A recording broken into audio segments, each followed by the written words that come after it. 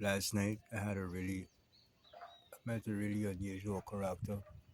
Kind of scared me. So I'm still homeless. So I moved from the location I was sleeping. So in today's update, I I've never been much of a follower of the politicians. Politics ain't really my thing, my forte. So I don't really follow it up. However, even since rather, even since um my account here in Guyana, my Republic Bank account was tampered with, and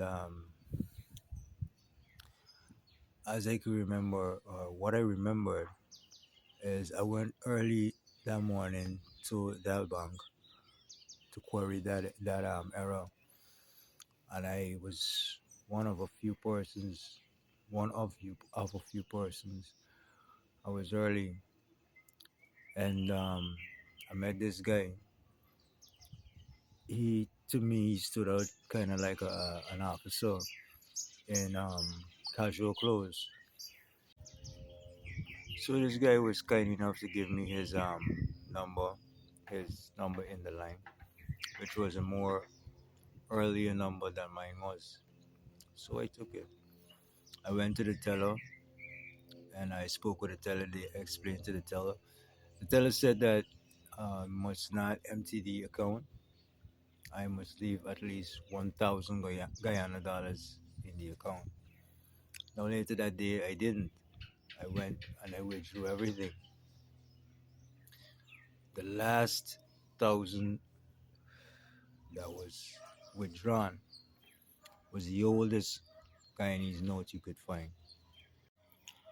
From that day until now, I've basically been a victim of exploitation by law enforcement and government officials, along with magistrates here in Guyana.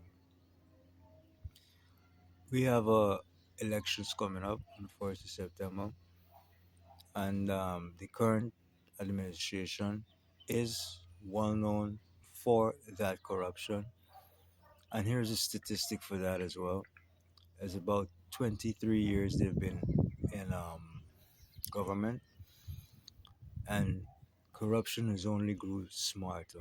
And I don't have Guyana has some new security cameras, which is aided and help them, well, help them a lot in keeping their corruption to a minimum and quiet as possible. We also have the I am unsure what it is what is the status of the Mohammed Mr. Mohammed's party. It's called Win. Um, he said that he's not running. Now he's running, so I'm unsure. However, he's built a reputation as one of Guyana's most successful uh, businessmen, and since has used his wealth to provide multiple assets, multiple gifts to the less fortunate, which I'm not saying is a bad thing. However, he is a part of the Islamic Foundation, and based on my understanding, the way that he's going about doing it is to build a public, a public, a public face, or a face with the public. Based on my understanding as well, he has been sanctioned by the U.S. And what I'm understanding is that our presidents actually gain what's called presidential immunity when it is that they're in office. So it's highly likely that my boy, Mr. Mohammed, is seeking that immunity to evade law law enforcement. He is also known very much for smuggling 10,000 kilos of gold, along with the Chinese here in Guyana. Um, the Chinese that has been allegedly, or that has been accumulating acres upon acres of land. So that is just in addition to his portfolio. And last but not least, the third most popular party here in Guyana. This one's called APNU. They've been collated before. However, based on my understanding, they have one very good idea of reducing taxes for the Guyanese citizens, and there's another whereas he is willing to investigate law enforcement thoroughly. I think right now it comes down to the current administration, Mr. Mohammed's current party, and this administration, the opposition.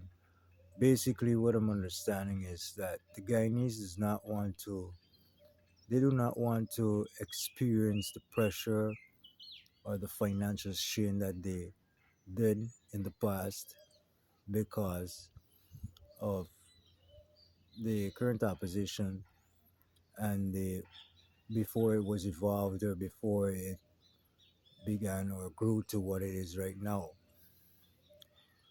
And the current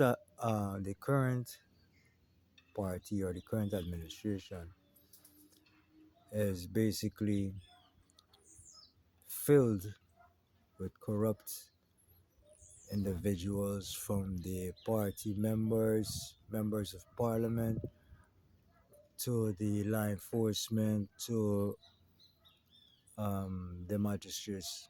And based on my experience now, the health sector. So this current administration is very filled with the corruption that we have been adjusted to and grew accustomed to living with. Then there's the generous Mr. Mohammed, who is quite generous in his every attempts so far. And then there's the opposition that people are afraid of. They're afraid of the financial strains that it may bring. So I can only say that this administration is the most corrupt one that I've ever encountered since it is that I've experienced it. Since it is, I experienced it firsthand.